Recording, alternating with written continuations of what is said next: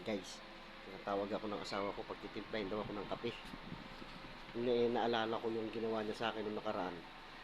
Kunwari, tinimplahan niya ako ng kape. Ay, hindi pala kunwari. Tinimplahan niya talaga ako ng kape. Tapos, pinalitan niya yung baso. Yung basong walang laman, yun yung binuhos niya sa akin. Kaya akala ko naman may kape talaga yun. O, ngayon, gagantihan natin siya. Sabi ko to, titimpla ko siya ng kape. Yan. Ito yung baso. Kunwari, may laman. Kunwari, titimplahan ko muna. Sabihin ko sa kanya.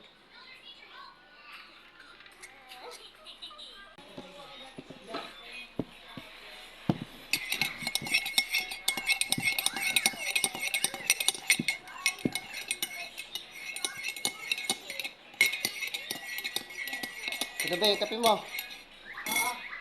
Kaya mainit ha. Hindi ko tatanggalin yung kutsara ha. Mama! Mama! Mama! Oh.